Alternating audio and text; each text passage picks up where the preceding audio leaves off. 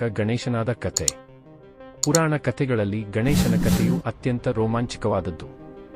ಗಣೇಶ ಜ್ಞಾನ, ಬುದ್ಧಿ ಮತ್ತು ಶುಭತೆಯ ದೇವರಾಗಿ ಎಲ್ಲರಿಗೂ ಪ್ರಿಯವಾದವನು.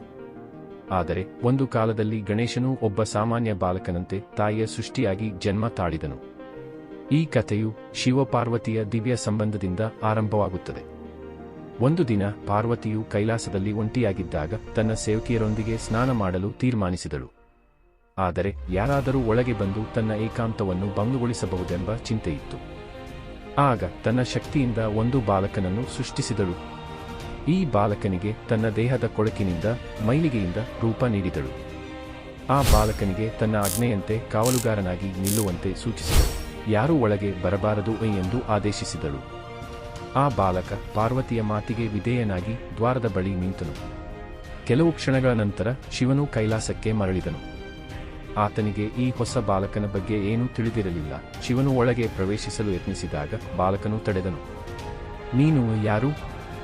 ನನ್ನ ತಾಯಿಯ ಆದೇಶವಿಲ್ಲದೆ ಒಳಗೆ ಬರಲು ಸಾಧ್ಯವಿಲ್ಲ ಎಂದು ಧೈರ್ಯವಾಗಿ ಹೇಳಿದನು. ಶಿವನಿಗೆ ಈ ಬಾಲಕನ ಧೈರ್ಯ ಮತ್ತು ದಿಟ್ಟತನ ಆಶ್ಚರ್ಯವಾಯಿತು. ಆದರೆ ಆತನಿಗೆ ಕೋಪವೂ ಬಂದಿತು. ಶಿವನು ತನ್ನ ಗಣಗಳಿಗೆ ಬಾಲಕನನ್ನು ತೆಗೆದುಹಾಕಲು ಆದೇಶಿಸಿದನು. ಆದರೆ ಬಾಲಕನು ಎಲ್ಲರನ್ನೂ ಸೋಲಿಸಿದನು.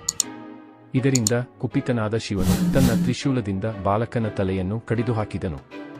ಈ ಘಟನೆಯಿಂದ ಪಾರ್ವತಿಯು ತೀವ್ರವಾಗಿ ದುಃಖಿತಳಾದಳು. ತನ್ನ ಸೃಷ್ಟಿಯಾದ ಬಾಲಕನ ಮರಣವನ್ನು ತಾಳಲಾರದೆ ಶಿವನನ್ನು ಆ ಬಾಲಕನಿಗೆ ಜೀವ ತುಂಬುವಂತೆ ಕೇಳಿಕೊಂಡಳು. ಶಿವನಿಗೆ ತನ್ನ ತಪ್ಪಿನ ಅರಿವಾಯಿತು. ಆತನು ತನ್ನ ಗಣಗಳಿಗೆ ಆದೇಶಿಸಿದನು, ಹೋಗಿ ಮೊದಲು ಯಾವ ಜೀವಿಯ ತಲೆ ಉತ್ತರ ದಿಕ್ಕಿನಲ್ಲಿ ಕಾಣುತ್ತದೋ ಅದನ್ನು ತನ್ನಿ. ಗಣಗಳು ಒಂದು ಆನೆಯ ತಲೆಯನ್ನು ಕಂಡು ಅದನ್ನು ತಂದು ಶಿವನಿಗೆ ನೀಡಿದರು. ಶಿವನು ಆ ತಲೆಯನ್ನು ಬಾಲಕನ ದೇಹಕ್ಕೆ ಜೋಡಿಸಿ ತನ್ನ ಶಕ್ತಿಯಿಂದ ಜೀವ ತುಂಬಿದನು. ಆಗ ಜನ್ಮ ತಾಳಿದವನೇ ಗಣೇಶ. ಗಣೇಶನಿಗೆ ಶಿವಪಾರ್ವತಿ ಇಬ್ಬರೂ ತಮ್ಮ ಪುತ್ರನೆಂದು ಸ್ವೀಕರಿಸಿದರು.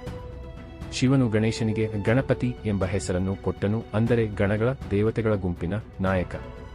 ಇದರ ಜೊತೆಗೆ ಗಣೇಶನನ್ನು ಎಲ್ಲ ಕಾರ್ಯಗಳ ಆರಂಭದಲ್ಲಿ ಪೂಜಿಸುವ ದೇವರೆಂದು ಘೋಷಿಸಿದನು. ಗಣೇಶನ ಆನೆಯ ತಲೆಯು ಜ್ಞಾನ ಮತ್ತು ಬುದ್ಧಿಯ ಸಂಕೇತವಾಯಿತು. ಆತನ ದೊಡ್ಡ ಕಿವಿಗಳು ಜ್ಞಾನವನ್ನು ಕೇಳುವ ಸಾಮರ್ಥ್ಯವನ್ನು ಸೂಚಿಸಿದವು ಮತ್ತು ಆತನ ಒಡವೆಯಾದ ಮೂಷಿಕವು ಇಲಿ ಎಲ್ಲ ಕಡೆ ಸಂಚರಿಸುವ ಚಿಕ್ಕದಾದರೂ ಶಕ್ತಿಯ ಸಂಕೇತವಾಯಿತು. ಈ ಕಥೆಯಿಂದ ಗಣೇಶನು ಕೇವಲ ಒಬ್ಬ ದೇವರಾಗಿ ಮಾತ್ರವಲ್ಲ, ಧೈರ್ಯ, ವಿಧೇಯತೆ ಮತ್ತು ತಾಯಿಯ ಮೇಲಿನ ಭಕ್ತಿಯ ಸಂಕೇತವಾಗಿಯೂ ಗುರುತಿಸಲ್ಪಟ್ಟನು. ಗಣೇಶನ ಕಥೆಯು ನಮಗೆ ತಾಳ್ಮೆ, ಕ್ಷಮೆ ಮತ್ತು ಪರಸ್ಪರ ಗೌರವದ ಮಹತ್ವವನ್ನು ಕಲಿಸುತ್ತದೆ. ಇಂದಿಗೂ ಗಣೇಶ ಚತುರ್ಥಿಯಂತಹ ಹಬ್ಬಗಳಲ್ಲಿ ಈ ಕಥೆಯನ್ನು ಸ್ಮರಿಸಲಾಗುತ್ತದೆ ಮತ್ತು ಗಣೇಶನನ್ನು ಎಲ್ಲ ವಿಘ್ನಗಳನ್ನು ದೂರ ಮಾಡುವ ವಿಘ್ನ ವಿನಾಶಕ ಎಂದು ಪೂಜಿಸಲಾಗುತ್ತದೆ.